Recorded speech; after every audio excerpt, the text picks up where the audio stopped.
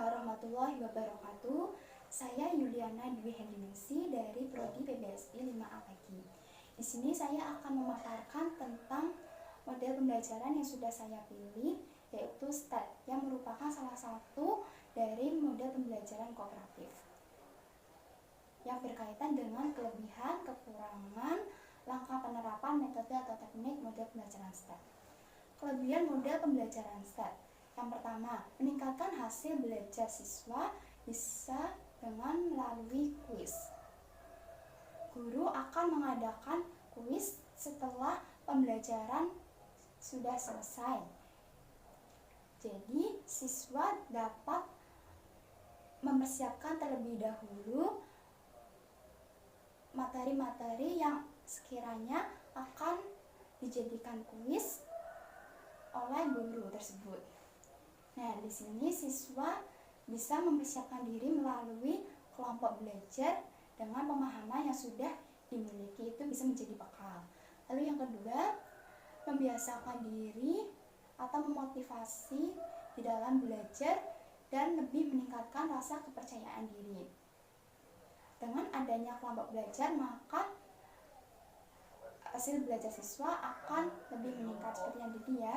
Karena apa? Karena siswa akan lebih mempunyai waktu untuk belajar dan bisa meningkatkan rasa kepercayaan diri karena sudah mempunyai pemahaman yang akan dijadikan suatu pembelajaran tersebut.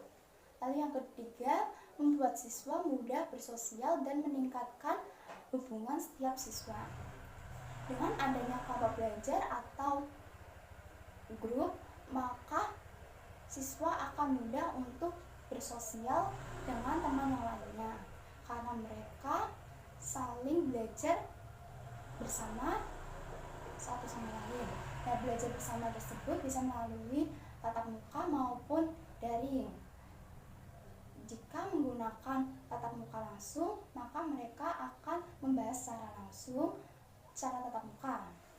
Tetapi jika menggunakan daring, maka pembahasan tersebut bisa menggunakan media seperti salah satunya WhatsApp, yaitu melalui video call. Lalu yang keempat, siswa mengerti arti perbedaan dan dapat mengelola perilaku, sikap, keterampilan, pengetahuan, dan pandangan yang berbeda. Nah, pada saat siswa di dalam suatu kelompok memiliki pendapat yang berbeda dengan siswa lain di dalam suatu kelompok tersebut, maka diharapkan siswa tersebut bisa saling menghargai pendapat dari siswa tersebut, karena pasti siswa akan mempunyai pandangan atau pemikiran yang berbeda dengan yang lain. Nah, kalau menggunakan secara tatap muka, maka diskusi dengan perbedaan pendapat tersebut bisa bertemu secara langsung. Tetapi jika menggunakan daring, maka siswa akan berdiskusi dengan menggunakan grup yang sudah dibuat sebelumnya. Lalu yang kelima, kemampuan menghadapi dan mengatasi masalah yang berkembang. Tidak dipungkiri, dengan adanya kelompok belajar maka akan timbul berbagai suatu permasalahan. Nah, di sini harus dilakukan bagaimana cara untuk mengatasinya. Keenam, siswa memiliki jiwa adil di dalam suatu pertemanan dan tidak membeda-bedakan siswa antar tertentu. Siswa sudah terlatih menggunakan kelompok belajar, maka siswa akan lebih mudah untuk beradaptasi dengan satu sama lain, dan yang paling penting siswa tidak membeda-bedakan antara siswa yang satu dengan siswa yang lain. Semisal tidak membeda-bedakan antara siswa yang pandai maupun yang biasa-biasa saja, pemahaman yang cepat maupun yang biasa saja. Kekurangan STAT: yang pertama, jika guru lalai meminta siswa untuk tidak aktif di dalam suatu kelompok, maka pembelajaran akan pasif.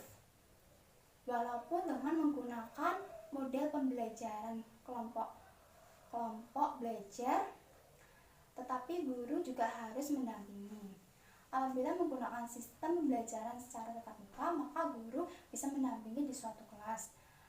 Namun, apabila menggunakan pembelajaran daring, maka guru bisa mendampingi menggunakan media seperti Google Zoom, Google Meet, dan yang lain. Pokoknya yang bisa untuk saling tatap muka tetapi menggunakan media. Memiliki 4-6 siswa, tidak boleh kurang maupun tidak boleh lebih. Jika kelebihan siswa di dalam suatu kelompok, maka di dalam berdiskusi juga akan kesulitan. Karena apa? Karena ada siswa yang aktif maupun yang tidak pasif. Gitu.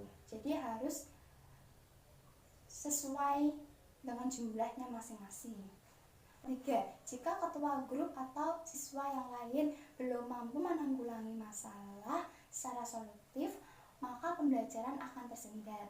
Sebelum pembelajaran kelompok belajar tersebut dimulai, maka sebelumnya siswa tersebut harus mempersiapkan terlebih dahulu supaya tidak terjadi masalah-masalah yang timbul pada saat kelompok belajar. Pada saat tatap muka, maka bisa dipersiapkan atau dibahas terlebih dahulu secara langsung. Tetapi jika menggunakan media, maka permasalahan tersebut harus dibahas atau mempersiapkan diri dibahas terlebih dahulu di dalam suatu media. Yang selanjutnya, langkah penerapan. Yang pertama, terlebih dahulu guru menyampaikan materi dapat menggunakan media audiovisual apabila menggunakan model pembelajaran daring. Sebelum pembelajaran kelompok belajar dimulai, maka guru sedikit memberikan pengenalan terlebih dahulu materi-materi yang akan dibahas di dalam kelompok belajar. Setelah itu, baru kelompok belajar tersebut mendiskusikan hasil belajar mereka. Lalu yang kedua, membentuk kelompok belajar atau tim. Yang membentuk kelompok di sini itu sebaiknya guru saja. Jika yang membentuk kelompok itu siswa, maka tidak adil. Tidak adilnya kenapa? Karena biasanya kelompok tersebut akan memilih siswa yang perempuan dengan perempuan, laki-laki dengan yang laki-laki, yang satu kelompok yang di dalam suatu kelasnya tersebut sering berkumpul dengan orang-orang itu saja, maka jadikan satu kelompok. Tetapi jika yang memilih itu guru, maka bisa yang laki-laki dengan perempuan itu dicampur, terus yang punya pemahaman yang tinggi maupun yang biasa saja itu dijadikan satu. Supaya apa? Supaya mereka bisa lebih mudah untuk berdiskusi. Lalu yang ketiga, memberikan kuis atau tes. Setelah pembelajaran kelompok belajar itu dilakukan, maka guru berhak untuk menguji kemampuan siswa tersebut dengan menggunakan kuis. Kuis secara langsung bisa menggunakan kertas terus bisa ditulis di jawaban tersebut. Namun apabila menggunakan daring, maka bisa menggunakan suatu media yang sudah dipertimbangkan terlebih dahulu oleh guru tersebut.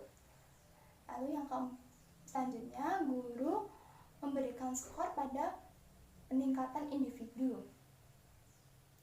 Nah, di sini guru juga harus bisa mengapresiasi hasil belajar setiap siswanya. Selanjutnya, penghargaan terhadap kelompok. Selain dengan mengapresiasi siswa, maka guru juga harus mengapresiasi di dalam suatu kelompok tersebut yang aktif, harus diapresiasi lebih gitu. Yang selanjutnya, gunakan atau guru tersebut bisa menggunakan evaluasi atau penilaian. Penilaian tersebut bisa dilakukan dengan berbagai macam. Sekian pemaparan dari saya, kurang lebihnya mohon maaf. Wassalamualaikum warahmatullahi wabarakatuh.